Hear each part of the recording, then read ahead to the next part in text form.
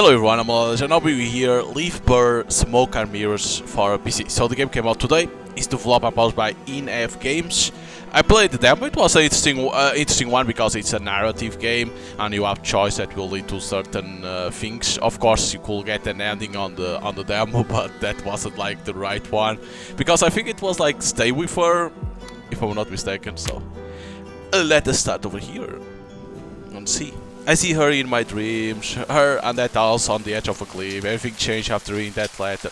The one bearing a name, my old love, Lilith. 5 years ago on a dark night they took her from that house, executed her for black alchemy. I was the one who turned her in, but now she's calling me back to the house, wants to bury her breath in my sins. But how? That's what I have to find out.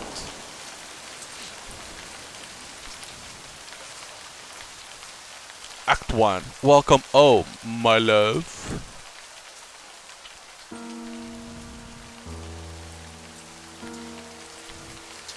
Okay. It is narrator talking, far past the cabin, which is over by the ground ships of Livber. There is a whirlwind roaring in the east. You don't see it, you don't hear it, yet you know the power it holds, enough to alter all of Gaia, a woman for gales to blow it off. But you come here. You wait standing in the heart of twilight, and eyes shut. 5 years later, once again, you stand at the door of this house, a letter clutched in your hand. Did I even have another choice? No, read the letter. The raindrops fall on the paper, landing with soft path as you grip the letter tight with both hands, keeping it from being blown away by the wind. The silvery moonlight travels between the clouds, shimmer across the ink spilled from a woman's hand. You read the lines again and again. If you are reading these lines, it means there is still something inside you, your heart, that belongs to me. As I've always told you, death is far too ordinary a thing to keep us apart. I'll give you birth to our creation in our... I think it's over here, there is something over here, right? Because in our home, beneath the place we all share, you must be with me, inside me, because our creation cannot be left undone. Turn back, pass through the dark, complete us. We were always meant to be one, and we still can be, my love. As long as you have the courage, as long as you don't fear me. I'm waiting for you in the never all, Lilith.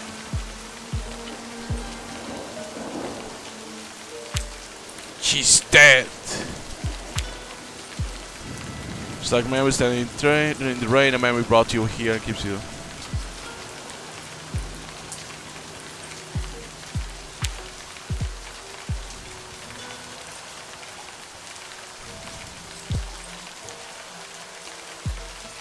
Will I never be able to escape my memories? That's why Lilith will call you here to this house. Questions if you make enough right or wrong choice, the answer will come, but for now we must keep going, no more standing in the rain. Open the door, and there is the cat.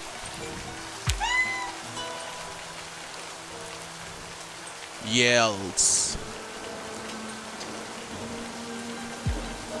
Lean down to pet yell.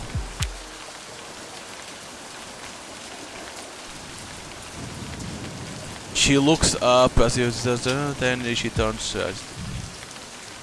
Oh, you can click like this? Oh. That's interesting. Because I saw that thing over there. I didn't know that.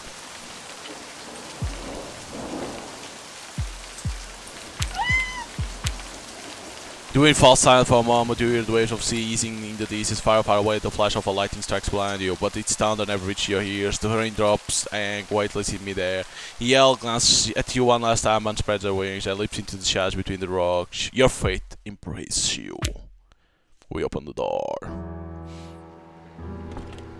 I'm ready to face my past. No, you wish you were. As you crack the door open, the air brushing against your face is still a must. The sweetness of tall leaf flower mixed with the scent of Sophie Burner, it pulls you back to that festival day, to the moment you first met Lilith. And then you see her standing beneath the dim light like she's being torn from the heart of this house. You lose your breath, a chill crawls up your spine and you freeze. It takes you a moment to realize your knees are trembling, whether from fear or excitement you can't tell. Whisper slips from your lips. Lilith? She doesn't see you. Bent slightly over the table trying to light a candle, just as you remember. Lilith, the ghost of your past, your greatest lie unseen.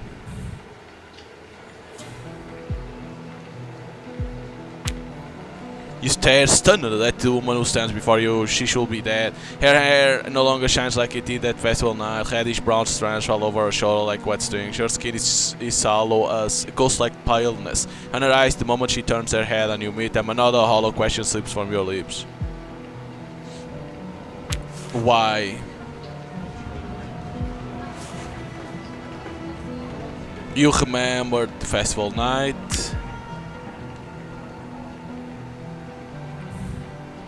Because I wanted them to last forever like my love.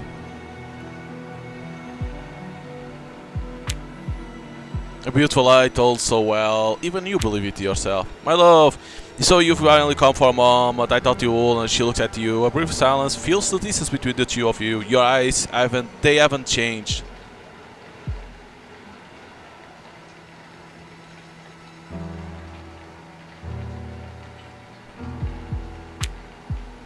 As the candle flickers, you think you glimpse the shadow of hatred across Lilith's face, as if beneath her skin there's another face.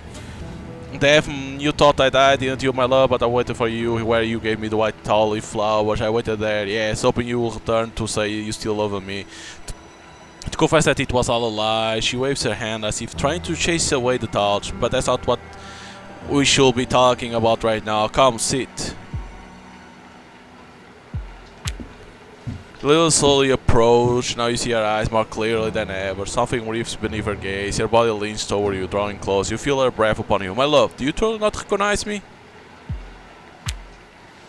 Lilith recoils for a moment. A flicker of anger flashes across her face. You know, something you've never seen before. Then she smiles. No, my love, you thought you killed her, and you believe it. But my love for you never died. But let's not dwell on that, shall we? You see her body relax, a smile spreads across her face, one you almost believe is genuine. Come, sit down at the table. And we sit down.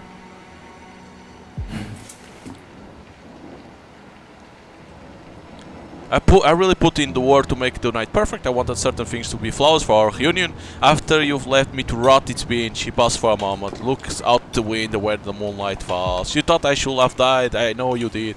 After I made you that offer, after I told you that we had to become one, our souls, my love, we had to piece our souls together and bind them with that alchemy ritual.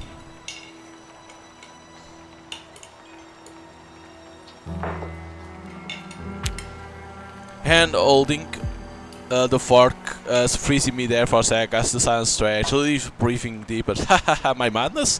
I offer you my love, you, love, only love, a love so deep that even death couldn't end it. But you were afraid to be with me beyond never all. You betrayed me. Did you think I wouldn't know when I told you about the black alchemy ritual, when I spoke of piecing our souls together to crown our love? You saw my blood, heard my screams, you saw me vanish into the dark waters. Look away.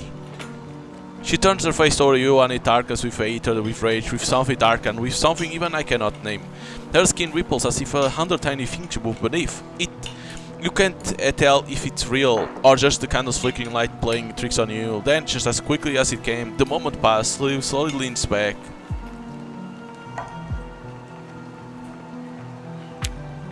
It breaks my heart that you believe it could be that simple, my love. You don't understand. I never want to own you. Never did I. The wooden walls of the house groan under the assault of the rain, driven harder by the wind. The sea crashes against the cliffs, then pulls back into itself with a hiss of a white foam. Darkness spreads ever outward beyond the horizon. For a fleeting moment you wish you were out there, on the deck of a ship bound for somewhere you cannot see. Too little, too late. It already has, my love, just like those paintings you love so much. Hahaha, it's not my madness, oh no. It's your cowardice, nothing more than a deceased reflection of faded memories in your mind, like this place, like me, like you. Go on, eat pork meat, that's an animal, right? I cook it just the way you like. It wasn't easy, but it melts slowly on the tongue. When the fat coats the roof on your mouth and slips beneath your tongue, you'll taste the herbs. Because it's this horse, right?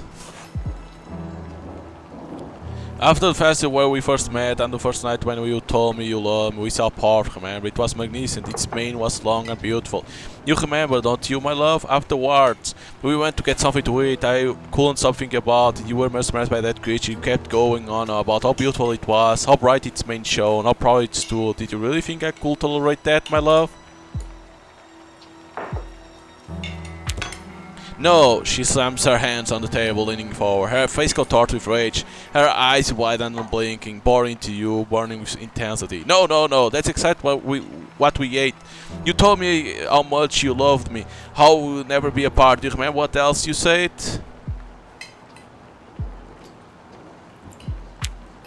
That's what you said, isn't it? I remember how your mother looked at me first time we met, like I was a disgusting insect or a worse, a bacter. If I wasn't born noble in Cardia, I was nothing to her, and you didn't stand by me.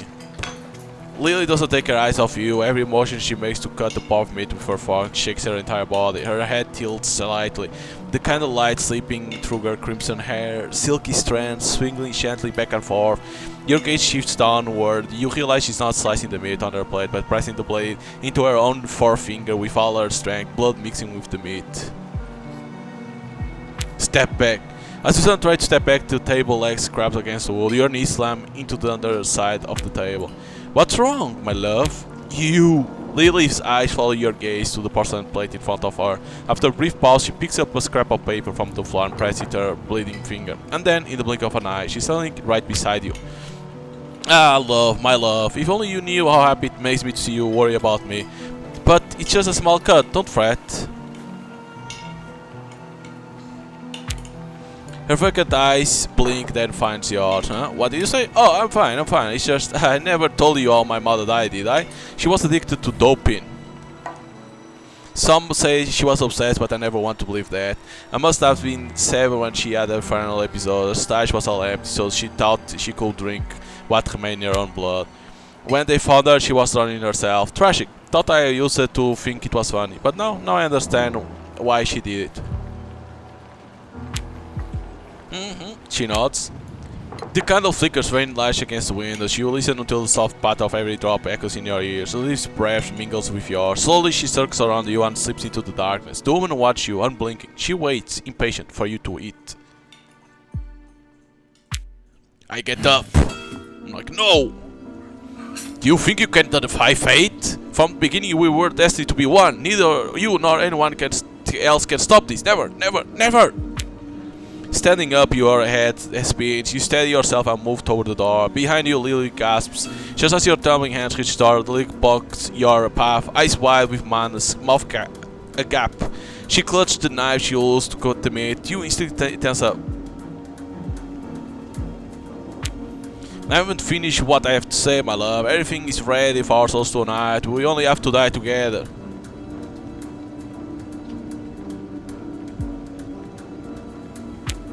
Rain pounding against the windshield as fire lightning briefly illuminates the paint is fresh and glistening as if just painted. Your eyes drift toward the part of meat. It slowly moves on the bloodied plate.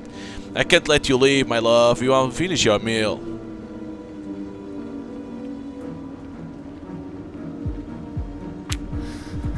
You are part of me, my body, my heart, my soul. Do you understand? You are mine, my love. Mine! I can't lose you again. On her man in the face as a ravine green mingled with red. Veins bulge on her forehead. The whites of her widened eyes are bloodshot. Her grip tightens on the knife until her knuckle whitens. She steps toward you. Lily's crazy eyes bulge as if ready to burst from their sockets. Beneath her ragged clothes, her chest heaves violently with each breath. Then suddenly, her skin splits apart like a parched harp around her, an ever-blowing whirlwind on a distant island. Nation. Your cheeks, mouth, hair, your last shred of rational thought screams at you. Your feet... Oh, wait a second. Your feet recoil in an archaic reflex and you stumble over one of the books scattered on the floor, crashing down. For a brief moment, yellowed pages spill out across the ground from the fallen book. You catch a glimpse of your own drownings, a dining table and a woman clutching a knife. But there's no time to focus. Struggling to your knees, you crawl deeper into the house, and that's when you remember there's a patch leading from the basement to the cellar door outside. There's nothing to separate us, my love. From the darkness of the corridor, Lily's voice emerged, scarcely taking shape in her throat. It carries the strangeness of an extra Gaian creature that seems to have only just learned how to speak. You sprint and finally reach the door. Gripped by sudden terror, you seize the cellular call handle, expecting... By the way, what else is this? You show as the moment footsteps go louder down the corridor, but never comes. As you push the door open, a wave of dampness and the nauseous stench of things that so long have been dead eats in your face. Stepping through the doorway, you slam it shut as you bolt the door behind you, and abysmal silence and darkness wraps around you. Hopefully this was the right way. I remember going to this one in the Adi etelengo quare infanciam fortasic requiris, nesciu sed fieri sentiu et beatus sum. I don't know what that means. Actu echoes deep within. Because I remember them coming to this one and then it will land, if I'm not mistaken. In the dark you pause. Oh, by the way, we have another one here. Blue light, why does it feel familiar? In the dark you pause a moment, your mind strains to grasp what this is. Lily, full creation, the dust and creak of boards mingle with your hurried breath. Beneath your feet stairs descending.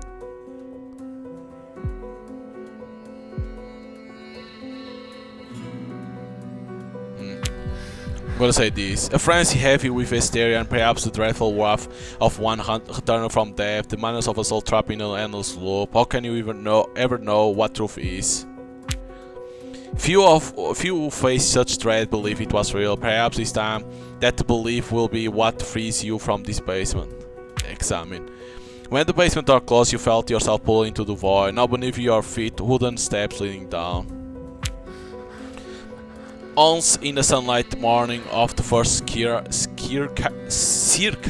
holy shit, you saw Yelts and these very basement stairs. You followed after finding her scratching at a hollow in the corner. When you drew near, you saw it was a hatch opening out towards all broken interest. When Lilith saw it, she grew fearful.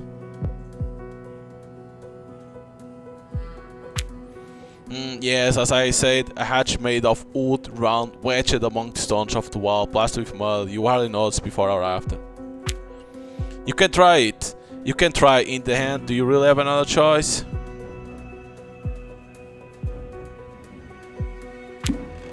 The wooden steps groan beneath your tread. Their cries, like the house itself, are bitter shrieks. From unseen depths rise a heavy moan, the stink of mold and damp. One step, another, you go down.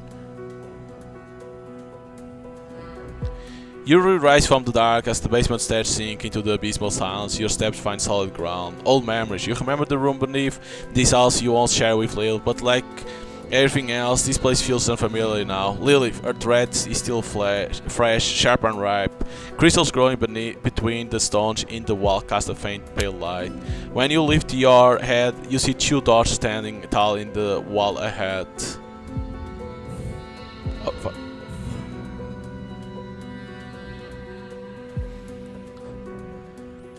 I have to get out of here. At the end of this place there must be a way past to the cellar outside. Let me examine. As your eyes adjust to the crystal's pale glow, you survey the chamber, the stone wall drip with dampness, cloaking moss. When you listen close, you hear the crash of waves shattering the cliffside behind. Knowing a world will still wait outside grants you a fleeting comfort. On the wall to your right, two circles are carved, harsh lines slashing between them, refusing union drawn with eightfold strokes. Before the wall, where the crystal is embedded, a rotting wooden table leans into the cave. On it rests a broken frame coated in dust. On the floor, a melted candle and a blood-stained, shredded journal. Okay. You press on through torn parchment and shattered wood. The crystal globe makes your shadow crawl across the walls. The frame lies broken. You lift it beneath the dust. You're drowning. The face mirrored surrounded by the ranger's script.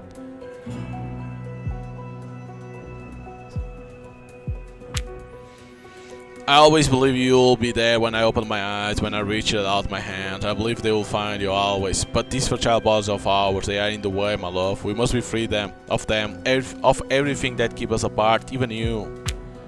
We must be free of everything, even you, my love, my love, my love. You want to put the frame back where you fall, but it's already too late. You've disturbed something. The air is beginning to grow heavy. Your ears start to ring.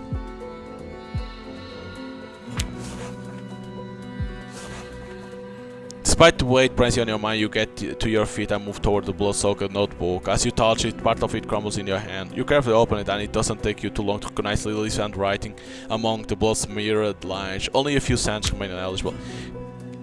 She's taking shape, becoming what she was always meant to be. My love, will you finally love what I am meant to become, or will you abandon me to death again?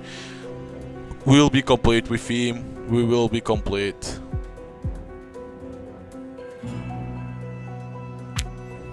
You want to keep breathing, not what you hear the basement door creak open at the far end said. Lilith's twisted, heavy breathing now reach all the way to where you are standing. Damn.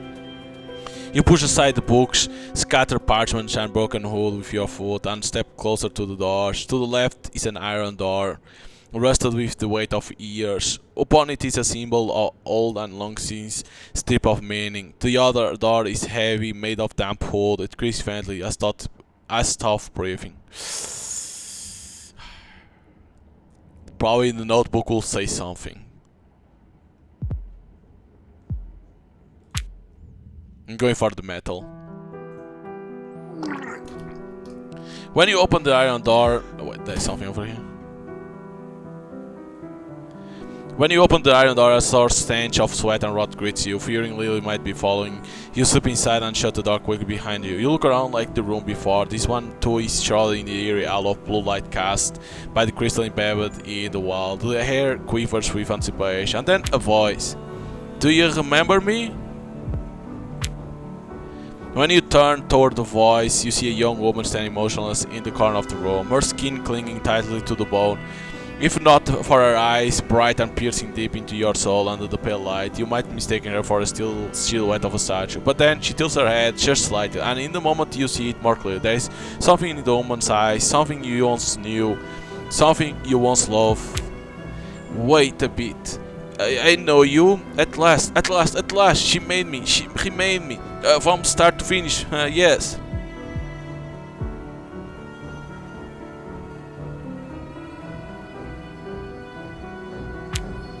You wish it were so, you want this managed to end so, silly strange game come to an end. But no, this isn't the creation we spoke of, this is a personal experiment of ours.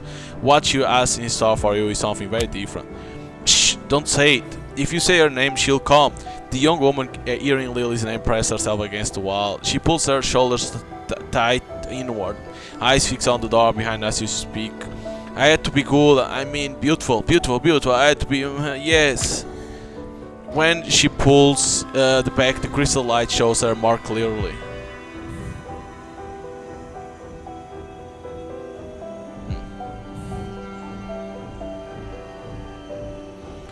A scar begins beneath her neck and runs forward past her ears, reaching up her hair roots. The skin of her face pulled out as if cut apart and stitched back together along the marks.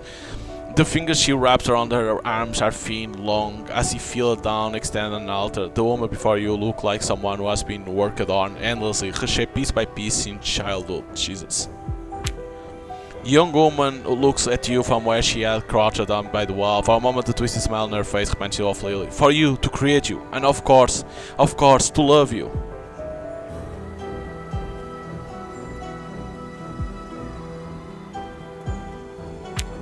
I've always still be in yours, love. The young woman collapses onto her knees as if she used every last ounce of strength. Breathless, she turns her gaze to you. Who's I go? I've been good, yes. She said, stood here. If you are good enough, he'll love you too. She said, you'll love me, won't you? She tilts her head and looks at you. Then the sharp point of her chin casts an unsettling shadow of darkness.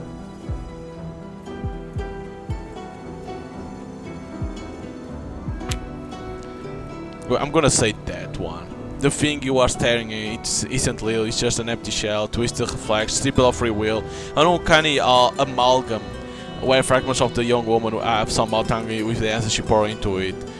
In that moment, a crazy wave of pity floods your entire being, but you can't tell who it is for. The woman looking at you with desperate hope, Lilith or yourself. Alright.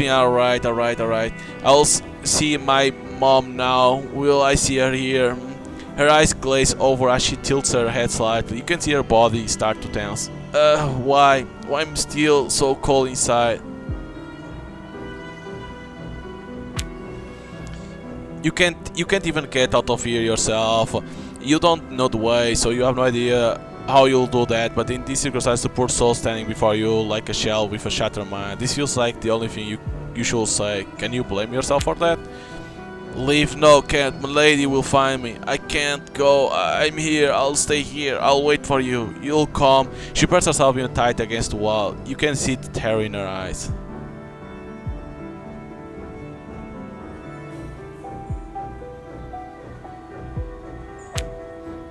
You don't love me. Lie. If you love me, you won't run. You won't leave.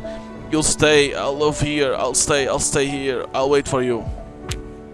I'll stay here. You'll come back. You love me. You'll come. She no longer hears you. Curled up against the wall, hands over her ears. This hollow shell just rocks back and forth, murmuring that you'll come back, that one day you'll love her. The strange wrapper around her neck are drawn so tight no force could ever free her from this place.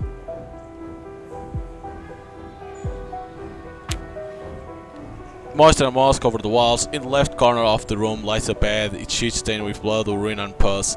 Atop it sits a cloth doll. The floor is the case, scored and battered as thought someone at the ragged thing slammed them down. Against the wall before you rested a rusted metal table, its surface scattered with broken shards of mirrors. In front of it, a chair as collapsed its length bent, bronze-stained coat, so through all you can hardly guess what the original color was.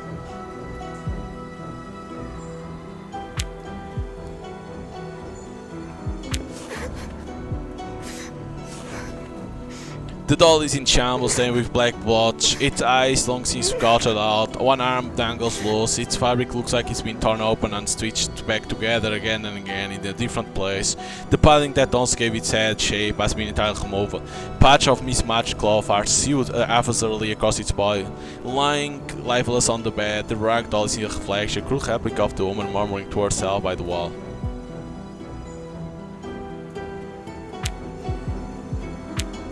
Her eyes turn to you for a brief moment as her trembling hands take the doll. Her murmuring stops. You can feel she wants to thank you, but it seems she forgot how to say those words a long time ago. You turn your gaze back to the room. Under the table, the crystals glow, the metal table shimmers faintly. On the far wall, two doors catch your eye like the moss-covered walls around them. They are tinged with an unsightly shade of green.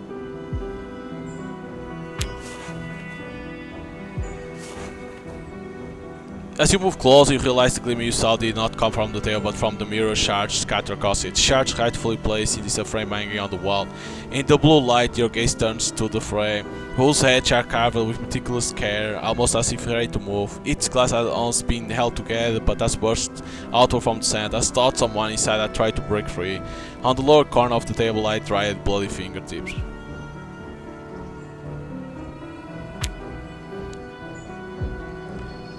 The metal table has been battered in a desperate attempt to break it apart. In this cycle of torment, it bears dance and scratch over and over endlessly. Fingerprints streak down the table's edge, trailing black fluid to one of the legs, and there beneath it, you see words carved again and again. If we are beautiful, we'll be loved. If we are beautiful, we'll be loved. Beautiful.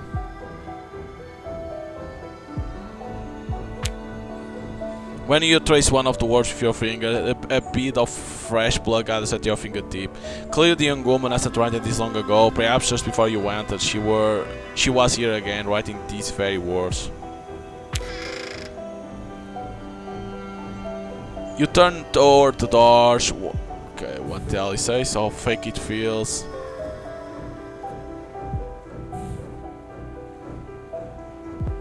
One looks old at first glance, its wood is dark brown, fading to grey in place, cracked and mildewed with time. There is no visible handle, only a notch in the frame, worn smooth not by force but by habit. The other is a new by comparison, but it's not the honest kind of new, more like something rotten, polished up and presented as good as new. Its wood is pale, grainless and natural, in its sense a silver knob.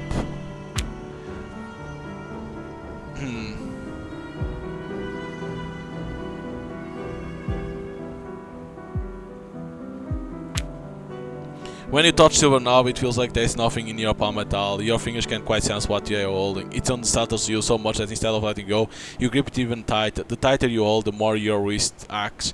This isn't a mistake, this knob was made exactly this way, to not make you feel anything. Even thought something knots in your stomach, you push the knob. Hope it's the right one. The door opens with what resists. Inside it's a little bright. Metal tables are scattered across the room, each layer with dried blood. On the floor, small pools of urine and pus mingle with damp stone, releasing an unbearable stench. And in the midst of it all, hang bodies unchanged from the ceiling, rotten all out, left on hooks to be forgotten. Who dares disturb my century-long slumber? The voice sounds as if it's scraping its way out of throat that shouldn't be alive. I'm over here, come close, I don't bite. Well, I'm kidding, of course I bite. But right now, that's not really an option. I'm a bit tied up, you see. The thing before you... Holy shit. The thing before you is the body without its lower half, another of Lilith's experiments. Its arms are chained on to the ceiling. A hook driven through his shoulder, its head lolling on its left shoulder. Watch you with curiosity. It doesn't take long to notice that one of its eye sockets is empty. Jesus. What happened? It's kind of a long story. I can't tell you it all. So come on, pull up a chair, sit.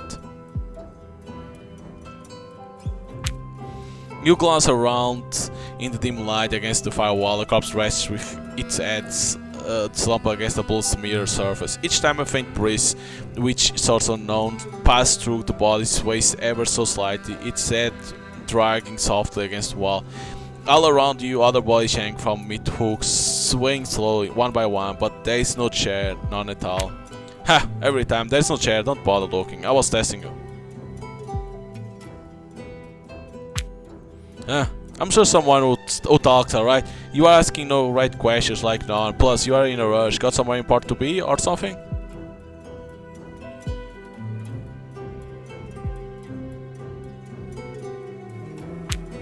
Ah, right, the old ex-lover thing, isn't it? He winks with his only eye. Don't worry, your secret's safe with me. Exactly, golden boy, that's exactly what I'm saying. There's no deep secret you've locked away, nothing hidden, nothing chained up inside you at all. He winks again. As he forces his head towards the wink, the movement causes the change to clash, a metallic clatter that echoes through the corpse-filled room. But the sound doesn't stop there. Somewhere in your mind, the noise starts to transform into a series of indistinct whispers. Ha! Now that's the right question, I'm glad you asked. Because the truth is, I haven't seen myself in a while. I don't know what I've become, but something's definitely missing. And definitely she's trying to fill the void with something else.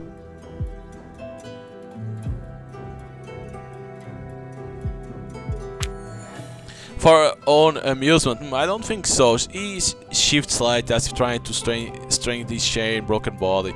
At first she used a bit of memory, the sweet kind, then came a few spoonfuls of guilt, indecision and inconsistency. You know, the usual. I finally found the part of her that still loved you and that she couldn't handle anymore. She poured in plenty of that. So yes, Lilith did this, but not for herself. She made me for you. She was trying to create you. You don't understand because you still can't grasp the heart of it, golden boy. She wanted to create you in her own language, in the shape she chose, a version of you with no fear, no silence, nothing left unsaid. So she could pick up where you stopped, where you ran, where you left things unfinished. Well, that unfinished place is standing right in front of you.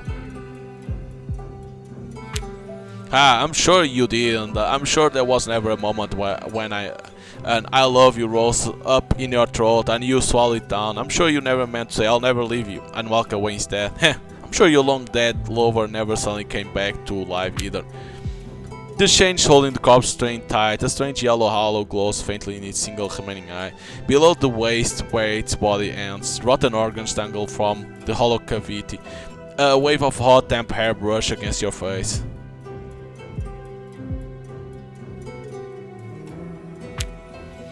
So Lilith and her creation didn't really hold your interest, huh? Fair enough then. If this room's what you seek to pass, then answer me riddles first. No need for class, no riddles. The cell is not here, golden boy, it's that way. As his left hand shifts, the chain clink and rattle against each other. Mind the doors, they have a reputation for taking you where you don't want to go. Do you still think you'll find that cellar door, golden boy? You still don't get it, do you? This place, it's the bottom of the pit you've sunk into. Even if you haven't seen it yet, you are falling fast, and let me tell you, when you finally hit the bottom, it's going to hurt like hell.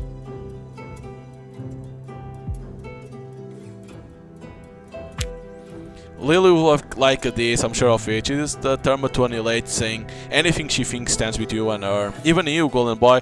I mean, your body. At the bottom of that pit, you'll take whatever beauty is left in your shattered mind, gather it up from 10,000 broken pieces and remake it. Definitely your cup of tea. And here we come to the breaking point. It twists his hands into change and leans slowly toward you. You think it was Livber who made me, and you are not entirely wrong. It was she who pulled at my flesh, cut me, plucked out my eye. That's true, but who do you suppose gave her the material to work with? Lilith dragged me out from her moment of joy. The rest you filled with your untold words. What you could not create, golden boy, became what created me. And what will kill me, you will be. Well, now that one was new. I didn't know you could break my heart like that. Come closer, let me show you what's been keeping you alive. Come closer, golden boy. I'm not going to hurt you. We are on the same side, after all. Guess not, but you don't really have a choice, do you? Still, I did show you my change, and you know who I am. That should earn me at least a little trust, don't you think? Now come close, let's get this over with. Alright then, here we go. Hold out your palm a little more, yes. Do not drop it. I really hate this part. As you stand directly in front of the corpse, the stench becomes almost unbearable. Inside this empty eye socket, you catch a faint glimmer, something shimmering. Then the body starts to retch and convulse. He grips his change tightly as something thick rises up his throat. At last a dark reddish fluid rolls from his mouth, and he vomits onto your outstretched hand. A mouthful of thick, warm bile fills your open palm, but within that heavy heat, there's something there. Damn, give me a second to catch my breath. It's never easy coughing up the things Lilith stuff inside me. Here we go, golden boy. Pretty sure this belongs to you. A crystal, unformed, still translucent. Something you won't say you when you truly believe you love a Lilith. A memory, your greatest joy and your greatest lie. That feeling clung to Lilith. She took it, turned it into a ritual, shaped it, and made it something else. You watch as the corpse's breath slows. The single eye sunk in its skull begins to dim, fading softly. A faint, genuine smile forms across its face. It can no longer speak. As you wipe your hand clean, the round, translucent crystals reveal. Veins pulse across its surface with a blue energy, throbbing like living tissue. Inside the orb, a vision takes shape. You feel Lily's warm body against yours, the softness of her lips pressing to you, her fingers threading through your hair, her breath hot and immediate against your neck. Your body trembles, you are biting, tearing, devouring each other, consuming until nothing remains between you. And in that moment you are whole, truly complete, your bodies dissolve into one another, and you touch the essence at the core of Lily's being. Then, with your lips pressed to hers, you begin to speak.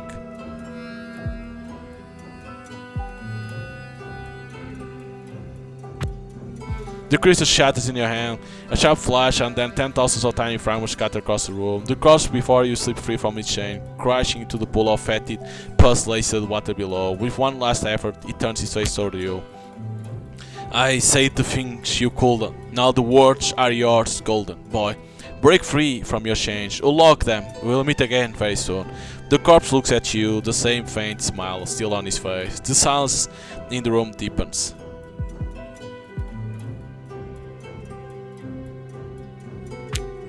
The corpse doesn't respond to your touch. In this stillness, it looks like almost like it's falling into a peaceful, restful sleep.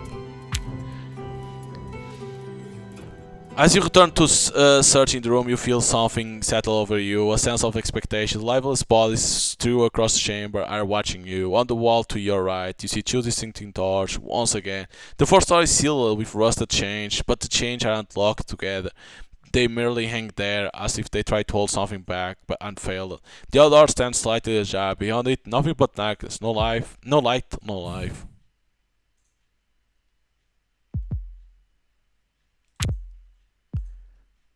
The chains draped over the door aren't tightly bound together. They simply hang there, heavy and loose, as if they once tried with all their strength to seal something shut, and fell. From beneath the door, a faint cold breeze flows out, carrying with it a soft filking. We go for the chain it. You open the door and step inside. Your foot is met with a smooth surface without any texture. No stone here, no dust, not even an echo. Silence. A cold whiteness. The room is bright, far too bright. The light overwhelms your eyes. There is nothing left that could remain in shadow. That doesn't matter. Your gaze fixed on the white door standing directly before you. Ordinary with nothing remarkable about it. It simply waits for you to open it and step through.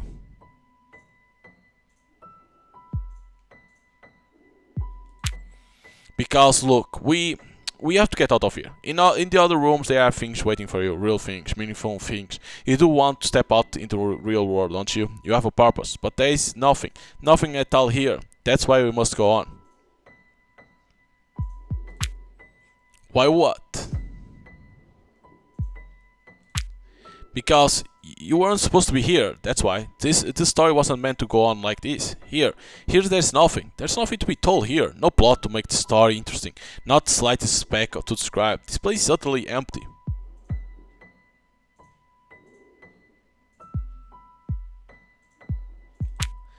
Look, we don't have much time to lose. This isn't a place for you to rest. Right now you are lingering inside a void that shouldn't exist. And do you know what happens to the character who waits in a void that shouldn't be?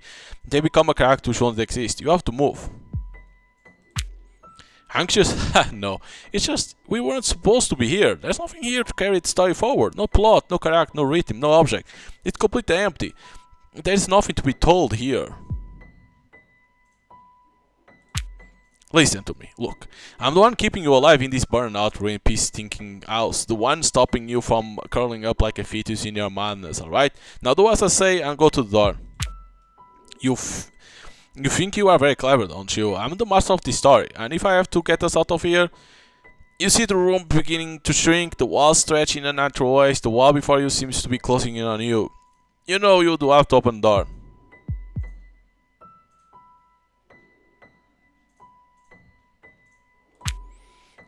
You want simply to stay in the whiteness, to stop, to rest, to remain in the silence forever, don't you? This never happened. Perhaps I didn't create this room, but I created this whole illusion for you. And if you no longer wish to take part in it, farewell, leading man. I hope you enjoyed the story I narrated for you.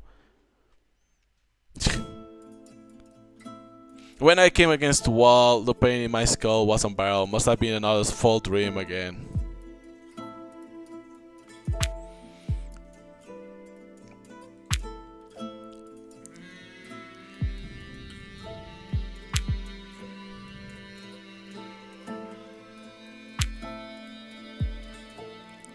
Kitchen?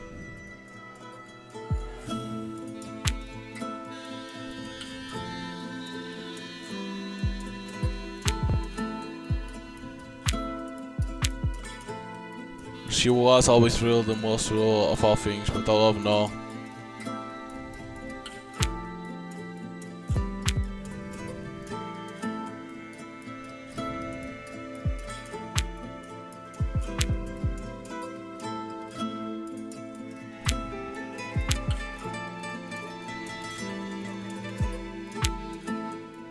Basement.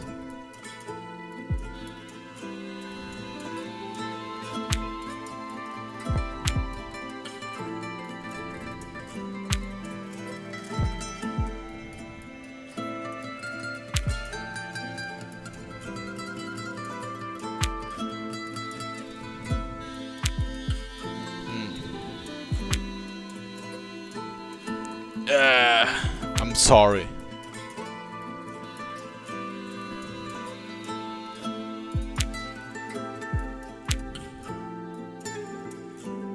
All your memories will slowly melt away like tears in the rain.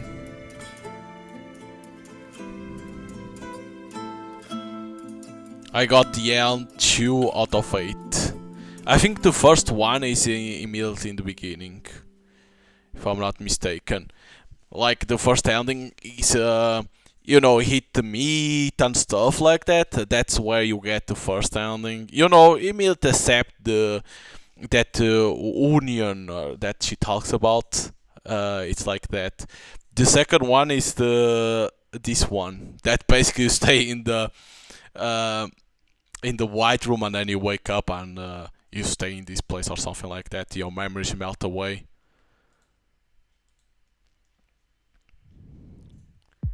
So if I press continue, where it will lead?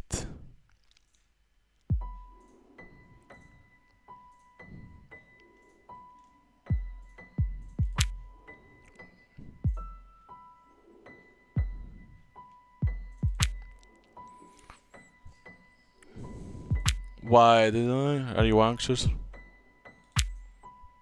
This story.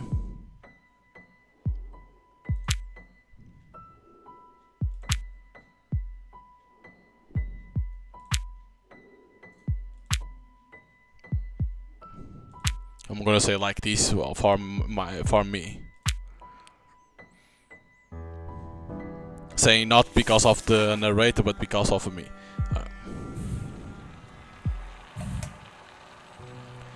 You open the door, what greets you is neither the whisper of the dead nor the night. It's a warm room lit by amber tones filled with a pleasant scent. A familiar scent, notes of vanillin dance with the resinous breath of leucine. For a moment your nose stings and your eyes well up. You know this smell. Right in front of you stands an old wooden table, scattered page lies around it, along with small alembics and chemical trays. And someone is there, a woman, a very old woman, her golden hair streaked with grays tied up in a bun at the back of her head. At the hearth built into the wall, she stirs something inside a glass bowl. She doesn't seem to notice you. Her hand reaching for a pot at her side halts in midair. The image of her hunched back slowly gives way to her face. A warm smile spreads across it. The dark circles under her eyes and the wrinkles reveal her age. Ah, I guessed. Welcome, young man. My name is Legia. Forgive me, no one's come here in a very long time. Come, sit. She gestures to the chair in front of the wooden table. You must be tired. I'm sure it's been a long journey for you. As you let go of the tension your muscles have held for so long, you feel the ache rising from your calves. In this warm room filled with familiar sounds, you realize for the first time just how exhausted you are. You are tired, Elbeck. You're truly tired. But you have no time to rest. Don't forget why you came here. You are searching for a cellar edge to wait for freedom. You can rest here, darling, for as long as you like. She lifts her gaze from the papers for a moment. Yes, I used to too. She returns to the hearth, pouring a blue powder. She warmed over the naked flame into a vessel. I had an accident long ago, my laboratory burned. We could end the conversation here. Don't ask how the accident happened. A tragic accident. My 7-year-old son played with the mixture I was working on. To him it must have seemed like a game. She lifts a vial of blue liquid from the bench and lets the light shine through it. I suppose he thought he could do alchemy better than I could. Or maybe he simply thought it would be fun to mix the colorful liquids. Who knows? When I entered the room, he was at the mixture. I scolded him a little and then sent him off to bed. I never suspected he might have tossed something to it. I kept working. When the laboratory exploded, I could smell my own burning flesh. Liquid, dextrose, and Vip. When combined at the high temperature, they trigger a sudden, violent release of heat. But you didn't know at that then. That's what detonated your mother's laboratory. There's no need to worry, darling. None of this was ever your fault. You don't have to keep living with this guilt.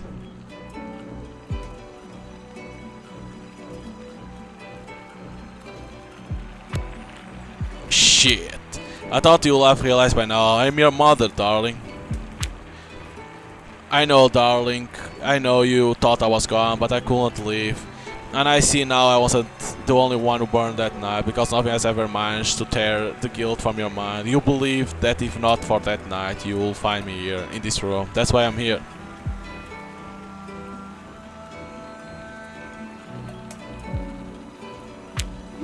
And you did. That night when I saw you here, I was proud of you, darling. Proud that you tried to understand the formulas that you mixed at college. A world taking shape in your hands, new and more beautiful. A place that could be remade, beyond darkness and absence, where we could begin again. But if you stay here, trapped in this loop, you'll never begin. No. You won't stay in this loop. It's stay safe here. You know what will happen. You know what waits behind each door. Well, most of the time. Don't get too close to the truth, because there you'll find nothing but ruin. You'll never forgive her, darling, just as you will never forgive yourself if you stay in this loop. This is not a path with an exit. In this eternity you'll do nothing but grieve. And if you leave this loop you'll go mad. What do you think will happen once you forgive yourself, leading man? A garden of white flowers and salty spray from the waves striking your face? No. Out there is only ruin, darkness and madness, nothing but loneliness. But here, I am here, a familiar voice to guide you. I love you too, darling, always, in every way. What? What do you think you are doing? Do you think with that tiny brain of yours you can break this loop? I'm the one who made you. You are nothing but a fuck up piece of flesh, do you understand? Without me, what meaning could reality possibly hold? Tell me, tell me, tell me. Come with me. The woman leans against the firewall. You think you can get out of here, and steps toward the alchemy cabinet. Without me, you are nothing. When I open this door, I don't know what will be waiting for you on the other side, darling, but I know you'll overcome it. Your mother places a gentle kiss on your cheek, where a tear has just rolled down. No, no, no, I won't allow this. And you step through the door of the alchemy cabinet to wake up in a new life, down by the seaside. Most likely not, darling, but you'll be yourself.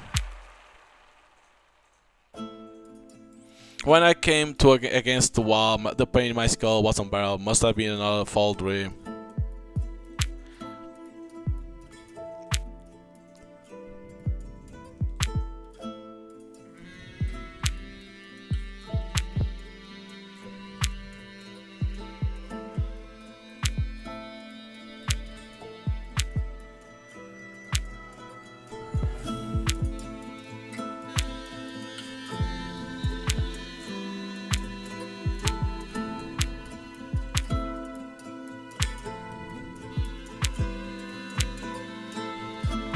Is it always same? Oh, it's always. You need to open the door. Oh, it's always.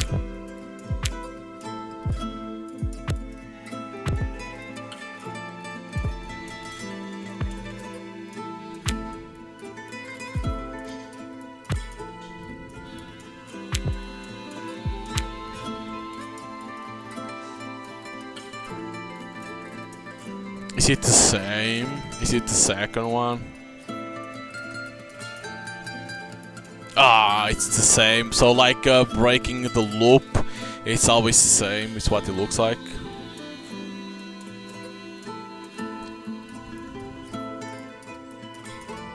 Because in here was the same thing. It's like getting out of the loop.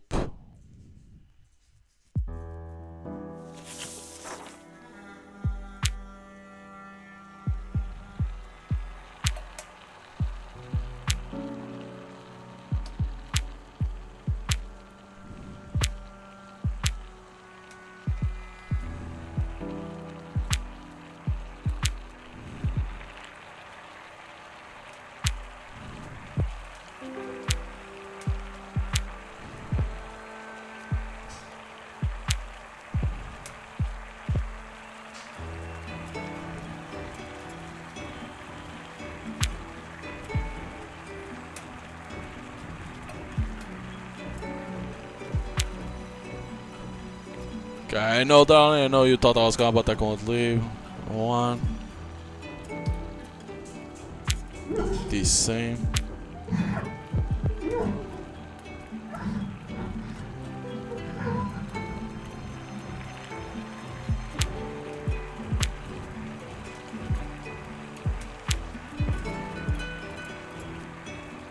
To exist and remember you. The right choice. I will always remind you of her and of this room with great peace and warmth, but I can't promise you'll remember her as she truly was. She takes us dangerously close to reality and risk death.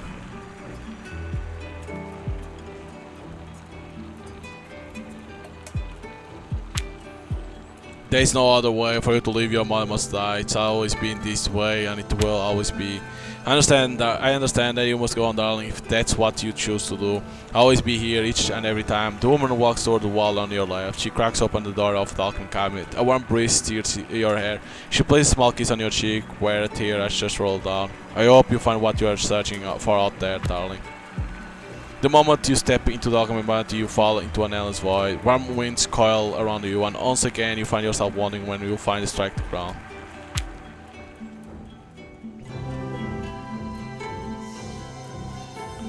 Sadibus ut saltem placitis in mort quiescam. Act 3, the 65th month. I was able to pass for Act 3.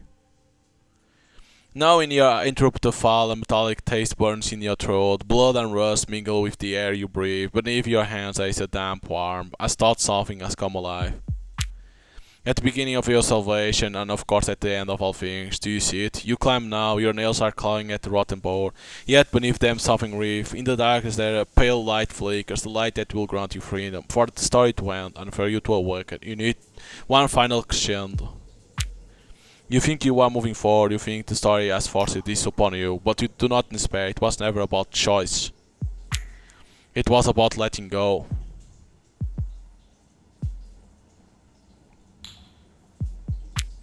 You crawl across the rotting boards that resemble living flesh. The pale light in the darkness grows ever stronger. At last, its edge takes the form of an arched doorway. As you cross the threshold, the light sears your eyes, and then you find yourself inside the house again. The house where you once waited in the rain at the door, where Lilith insisted you eat, where you believe your memories alone kept standing. But this is not that house, this is the remnants of it. Everything is paler grayer. The cracked walls have partly collapsed, their beams jutting out like bones from a broken limb. The windows quiver like taut skin. And right before you, upon the table, bathed in silver moonlight, lies a body around it. In the chair sit three figures, three familiar people, a young woman, a corpse cut below waist, and an old woman. The alchemy woman, the corpse, the lady, and then Lilith. Right on time. Come on then, golden boy, come. We kept to find a spot for you. We thought you recognized. Look, won't you look? Who? Bullseye, golden boy. Spot on. Knowing you will come, we saved the finest part for you. Her heart. What did we do? Oh no, golden boy. We did nothing. She was here when we came. We were only hungry. Thought we might eat a piece for each of us, if you see what I mean. This never-ending search in the depths of meaning and memory, hasn't it always been what pulled you along? The answer you seek, waits upon the plate before them. Get closer.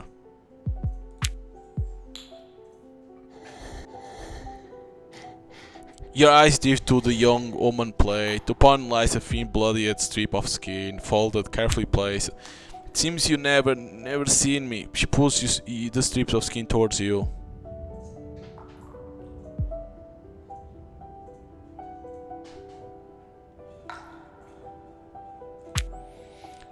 You look down at the bundle in her palms, feeling a warm rage brushing against your face. You feel another pair of lips resting upon your own, but you do not reach out. I need to be seen, not just look at that, but seen.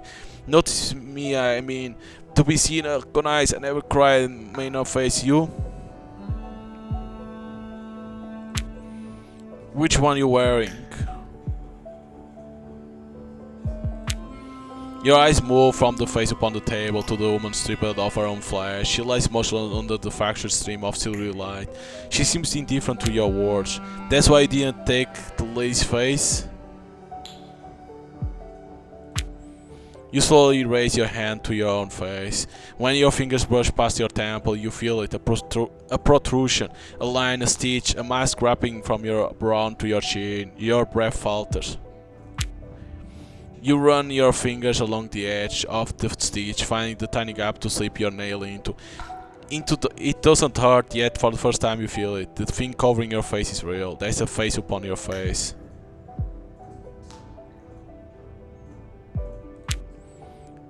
Now you're beginning to see, I guess. You pull at the edge. As you do, a sickening sound rises like flesh and bone screaming together. Then you realize the scream comes from your own throat. As you pull the skin away, your sight clears. The pressure around your throat eases.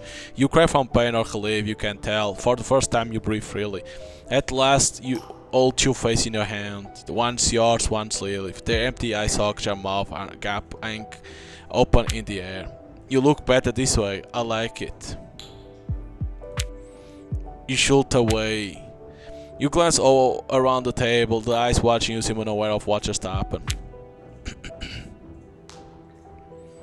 You step back, you think it's over, but it's not, it cannot. For another still awaits you. And in your face that you detach it, you feel the faint stir of the breeze. Yes, you feel it as thought the weight of your sins has eased, as if such a thing were ever possible.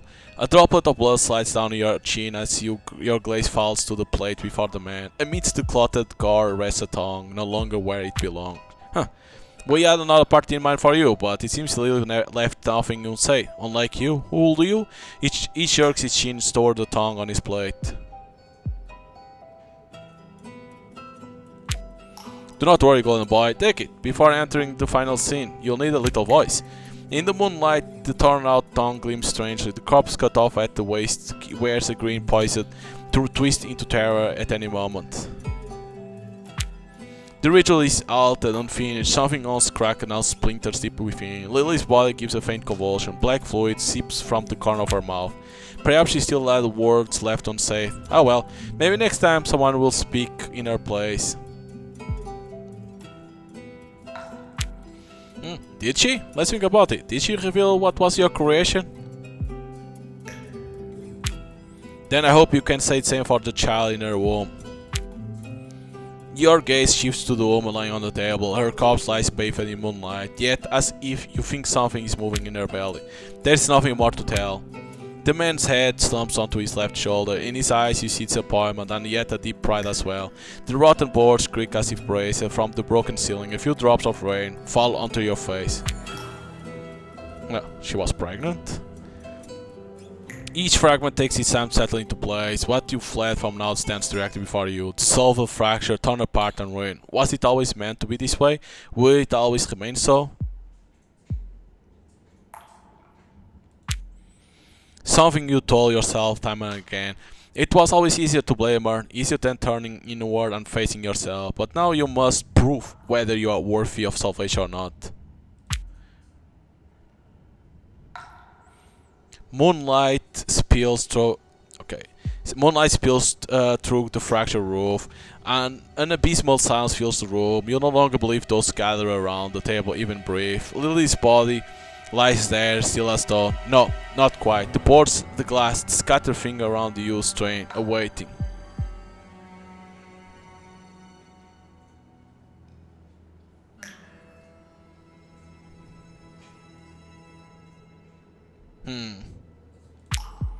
You move toward Lily's body lying on the table, her dark hollow mouth waves slightly open. The moonlight shining her skin and face reveals eyes frozen in terror.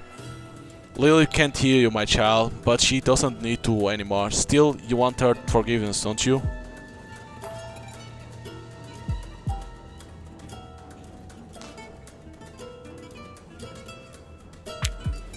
She will. Outside, the slow rain trickles through the cracked windows, tapping softly against the floorboards. In the silence, it sounds like a heart still beating. Lily waits to be completed. Truths don't turn into forgiveness within the cocoon of time. For your actions to find meaning isn't that simple, my child, but at least you try to piece at least some of it together.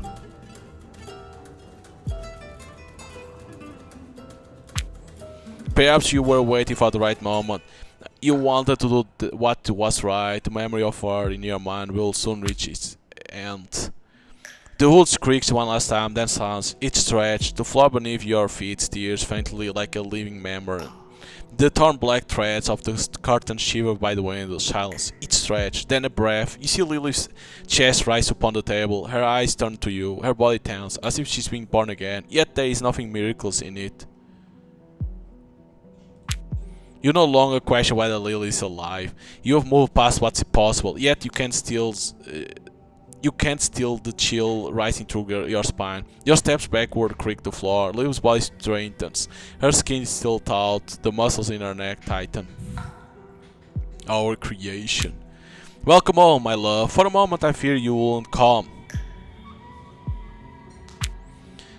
The first time? You have no idea how many times you have read the letter that you wrote to yourself, my love. The letter that brought you here to me. This isn't the first time, not it will be the last. But don't worry, we are almost complete. You see Lily's chest rise and fall, her jaw moves as thought she's still speaking. Yet what comes out is only moist breath and a trace of black plague. The words emerge instead from the throat of the bodies of the man cut off at the waist, slumping in his chair at an unnatural angle. His half-open mouth shapes Lily's voice.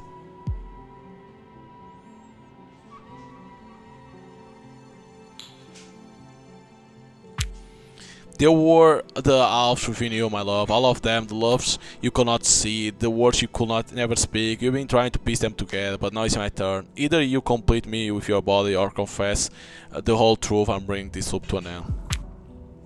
Everything. Why you kill me, why you were afraid, why you were so utterly pathetic. Everything. Livber sees churn. Waves crash against the cliffs, scattering into the night. A garden of white flowers burn among crimson fire. Bare feet crush the withered blossoms.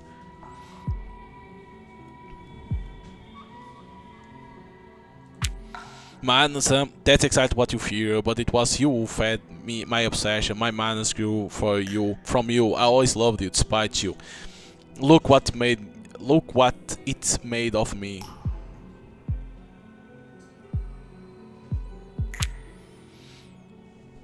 What didn't you want? My death? Too late for that, my love. I remember something. Sometimes in the mornings when I had to leave the bed and go outside leaving you alone, I felt a vast emptiness in my heart.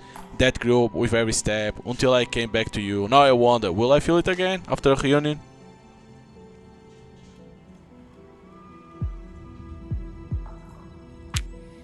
You think Lilith smiles until you realize how this is possible. She's already braced herself against the edge of the table. Dark veins run from her shoulder to her thigh, like dried muscle strands. She grips her damp crimson dress, tears her skirt apart and parts her legs.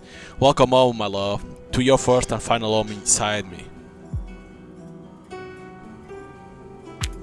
No, it was my love for you. Moonlight spills over Lilith, who sits on the table with her legs spread apart. Her lidless eyes do not leave you. Her half-lit face is pure horror. Then between her thighs something flickers into view, unvarnished, a smoke grey black. It seeps out from between her legs, thick and viscous like sludge. The wind sees something crawls into the world. Lilith's rage for you is taking form. No. Her love, that's what she called it. You heard her too. It's love, a love beyond the borders of the material realm. A love so magnificent. The smoke coils upward, a newborn storm, a whirlwind. It surrounds you, fills the room. A metallic taste coats your tongue. Your breath shortens. Lily's love begins to fill you. Yes. Your vision darkens, you feel it, don't you? And in the end, a voice. Tell me, my love, once we speak of this, there will be no turning back. So tell me, do you wish to remember your past or to see the truth? See the truth. Smoke curls around you, a realization spreads through the layers of your mind. The story has brought you here, I have brought you here. Through the fine cracks in the smoke you see, the roof caved in, plaster fallen from the walls, windows long shattered, rain drips from the hole above and strikes your face. From somewhere unseen you hear Lily's voice. You were alone here, my love. For 65 months you have been alone. Since they took me, your conscience has never let you leave. You always knew the truth. Haha, now you see. Yes, my love, you remember the piece, don't you? The name, and the blood, and the war.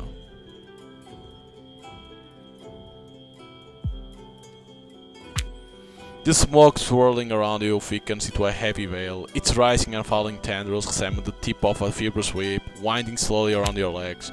I understand you, my love, more than you realize. I understand your love for me, but you must understand yourself, know yourself, and finish the ritual. So then, say it. The name, the blood, and the words.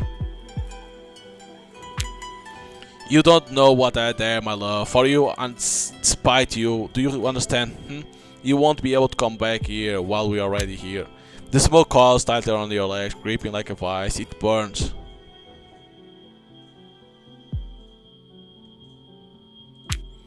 Then you're not ready yet. You'll have to start again from the very beginning. You'll come back here and again until you're ready. The smoke twining around your feet twists and convulses, as thought it has had a body of its own. It releases your legs, recreating slowly. Oh, but you will. You never left. You crawled, you stumbled, you starved, you wept. You were always here. You'll return. The door behind you bursts open. Clean sea air floods the room. The sound of droplets falling on mud grows sharper. Lily steps out of the smoke, the sweat on your back chills in the wind, her face, her body, free at last of all that horror, just as she was the first time you saw her. But in her eyes burns a deep disgust, devastated. She strides toward you. Her lips crash against yours. You feel your breath torn from your chest. Then you are pulled away from the door. The moment you cross the threshold, you are swallowed whole by the darkness. We'll start again, my love.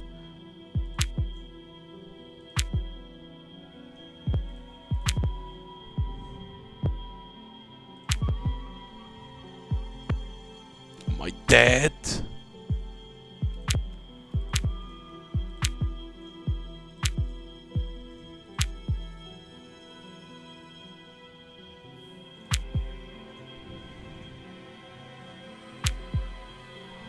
I remember catching a rat.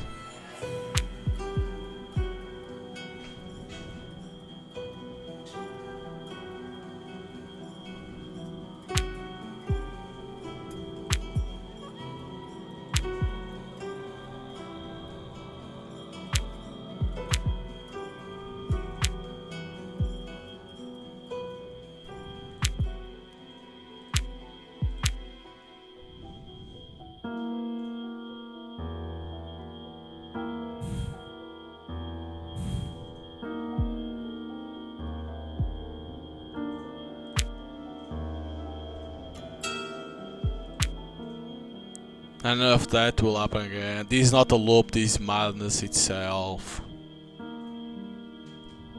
What is this ending? It's the fourth. Basically, always like going into a loop. Like you say, it's not a loop, but it's madness. So basically, it's like we never left in there. We stayed for 65 months in that place. That's what I'm understanding. Where does this continues?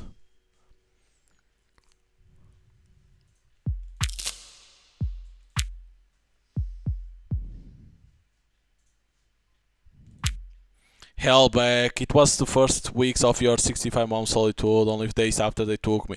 They asked you for a name, you gave mine first, then you signed your own on the witness paper. You claimed to have seen me perform unauthorized alchemy. The guards told you that you could see me one last time before I died. Yes, you were afraid, weren't you? You were not virtuous enough to see me one last time, to say that you really love me. Now speak your name, confess.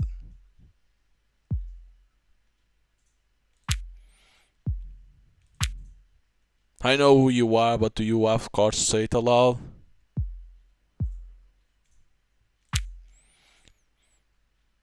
You see the smoke take shape before you, coalescing into a silhouette. The ritual is progressing. From beneath the mist, something slides across the floor toward your feet, metal scraping softly. You recognize Lily's thinner knife. The ground unification will unite us, my love. There we all be together. Now seal your name with your conscience. Spill your blood to the end. Let your blood gather at your knees like the sea itself, just like the edge of the cliff you could never let yourself fall from. 2 years later, your steps had carried you back to the cliff edge, your guilt heavier than ever before. There wasn't a single night you didn't see me in your dreams. But you couldn't find the courage to let yourself fall with the rain. Killing yourself would have taken more courage than killing another. Your knees sank into the mud, a heart mirrored in the bog. Blood drips from your fingertips, your fingers grow numb, the warm, sleek fluid from both wrists pulls on the floor. Your legs weaken, you sink into your knees, the knife slips from your hand and clatters to the ground. Through the mist, Lilith approaches. Her face, her body, she seems to have left all the aura behind, just as you first saw her. The house creaks and grows around you, crazy. Kneeling, you struggle to steady your breath, a rasp rising from your chest. Sweat soaks your back. The wind makes your skin shiver. Lily smiles. It's a gentle, merciful smile. There's a piece of paper in her hand. As she leans down to pick up the knife, she places the paper on your palm. And the end, your madness took hold of you. By the end of 65 months, you had convinced yourself I couldn't be dead. You clung to that fragile hope because it was all you had left. Poor Elbeck, everything lost, rotted or faded within that house. You redrew it all on those yellow papers to remember, to keep your memories alive. Because what else did you have left but memories? You kept drawing again and again. All those moments whose originals had long been lost. And then you wrote a letter from my mouth to yourself. You summoned yourself back here, even thought you had never truly left. But your mind needed to believe it. My love, you're in this line, it means there is still something inside your heart that belongs to me. Death is far too ordinary a thing to separate us. I will give birth to our creation, our own. Our creation cannot be left undone. Come, come, come, come, my love. All it takes is your courage, Lilith. It's true. You need to believe it to step through the door, just as the blood from your wrists seeping into the letter, the thing that ended everything, the thing that began it all. Don't worry, there's nothing to fear. This is not an ending. This is never an ending. This is not death. We'll begin again, anew. Give me the letter you sent to yourself. I'll tuck it in your pocket. Perhaps where we are going, you'll need this bloodstained thing. When you cut your wrist that deep, you can't move your fingers anymore. I suppose I'll have to complete the last step of the ritual for you. The smoke rises thick and heavy like the fluid that don't spill from Lily's throat. It wraps around you. You stand within the storm. Your memories whirl through your mind, shattering against the fragments of your awareness. Each breaks apart, emerging and separating until nothing remains but the black smoke. In the midst of nowhere, you stand alone, and at last your body dissolves.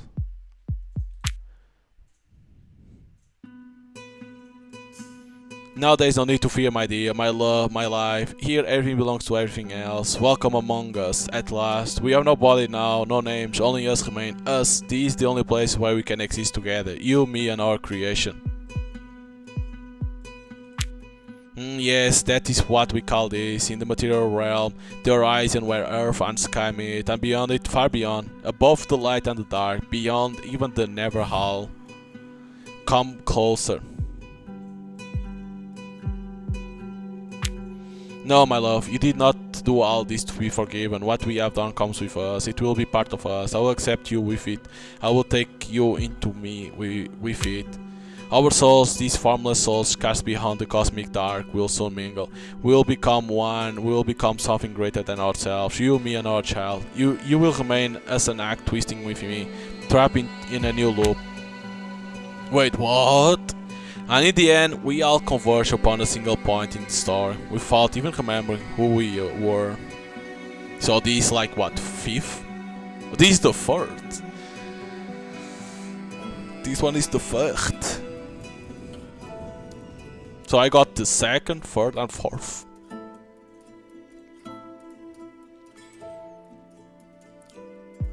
The first one I know where it is. Like I got it on the dam. I think it was the first.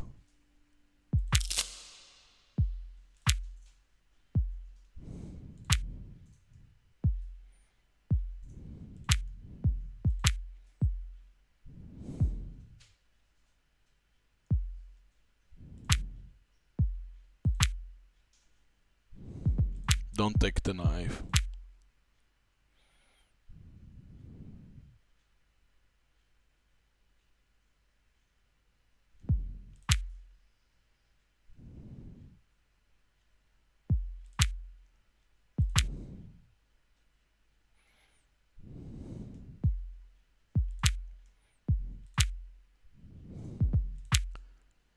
You sprint toward the open door, expect something to seize your legs, but at the last moment you manage to throw yourself through. The moment you cross the threshold, darkens all.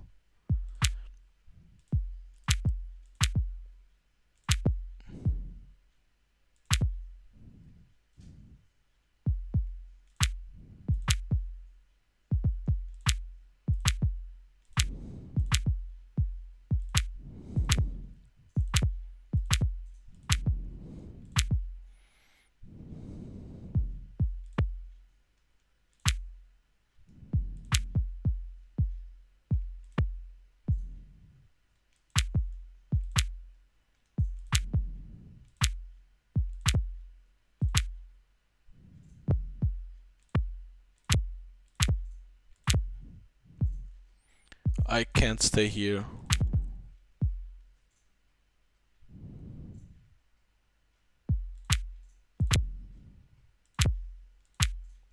Probably it's gonna be the same.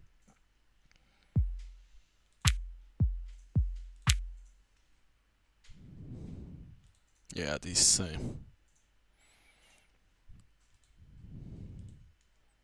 I don't know if you can get something different from there.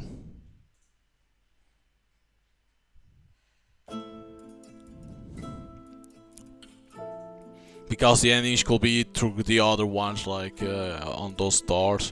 I don't know if I can get something from over here. It could be like one of those, you know, take all the stuff and then approach her when she's on the table. Could be that.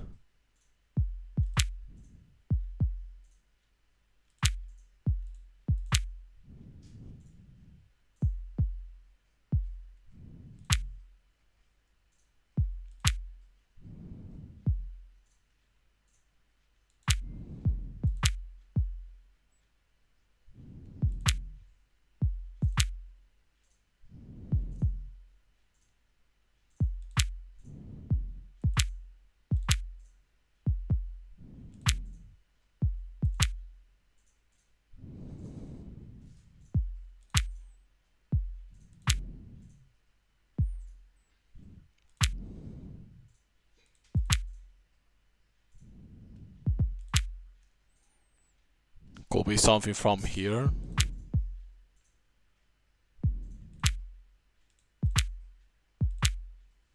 Nah, probably this one is the same, yeah. Probably there's no way in here. Probably the other endings is depending now from that part. Like probably you could take all those pieces, you know, the tongue, the face, and then you approach at the table. It could be from there because I don't see over here how to do it to get another ending. It could be that because I don't think there's a way.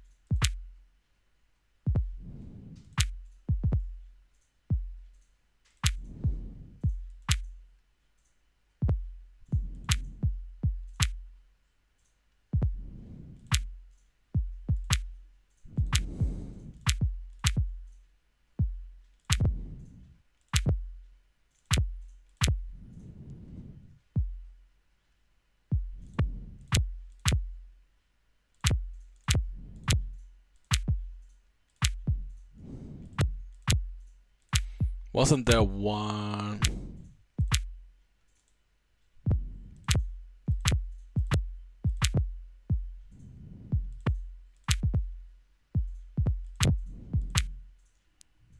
What about this? Oh, it's different.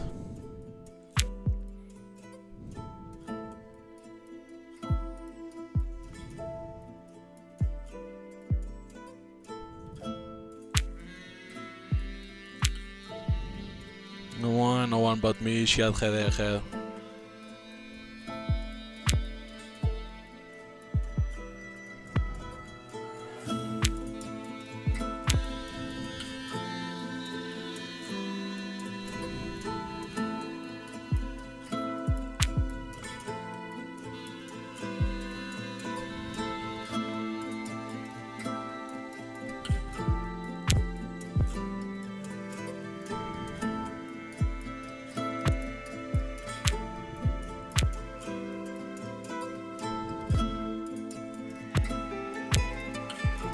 All back to the future was here forever. I'll remember the truths.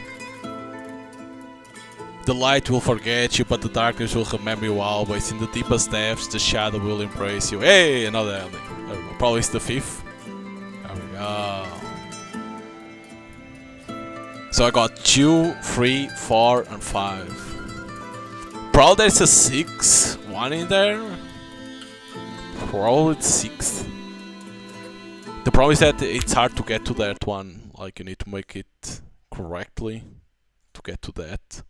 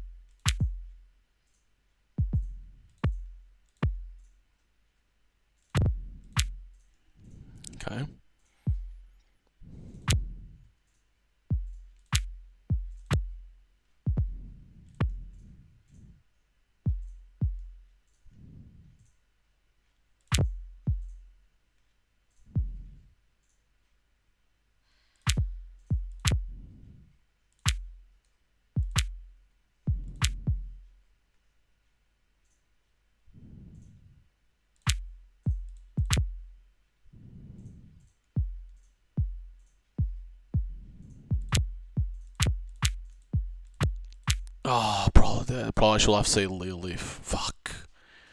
Probably should have said Lilith in there. Fuck. He's still the fifth. Should have said Lilith.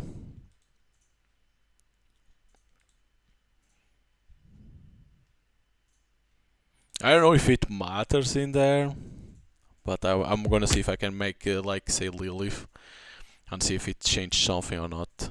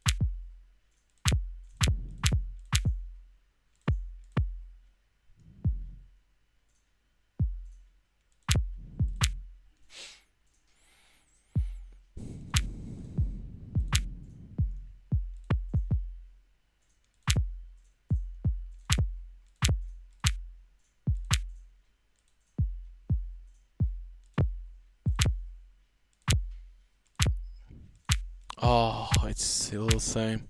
Even if you say Lilith, it still says her name.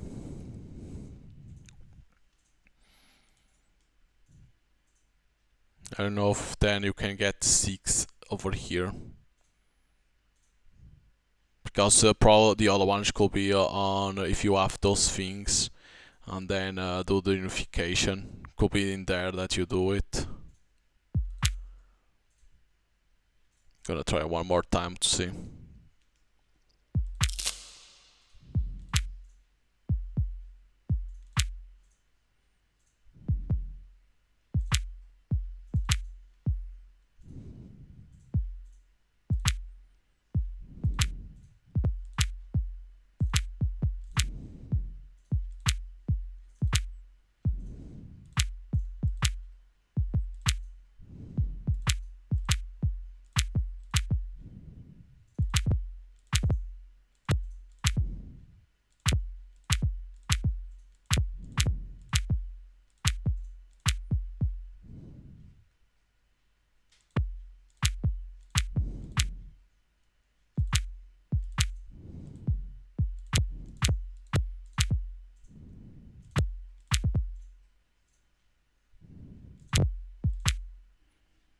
Let me see.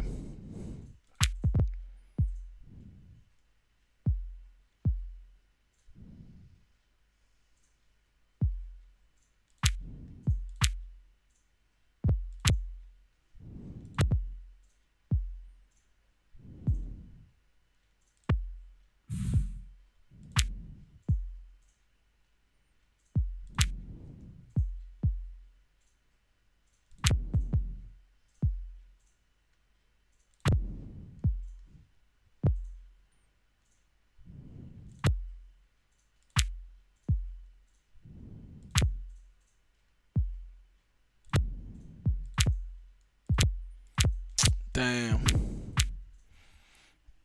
There was some different stuff here and there, but nothing. I don't know if it could be like the wrong choice or what. I don't know. But it could be at the same time like on the other ones. Like probably there's another one that you do the unification. It could be the endings in there. Probably the 8 could be there because basically there's like you try to. But at the same time, like there was that thing that talk about those flowers, you know, that you gave on that festival.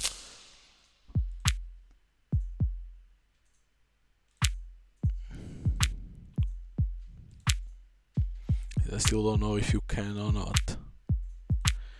Let me try one more time. Run.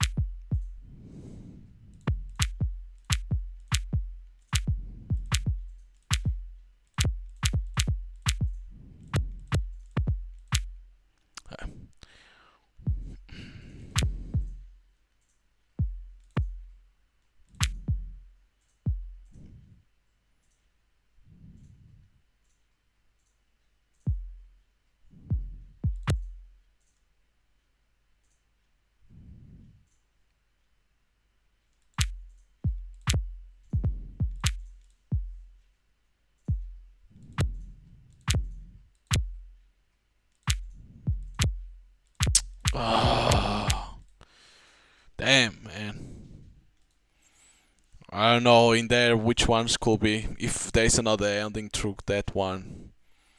There was a different thing in there, but it's so hard to know because it will lead almost to the same thing then.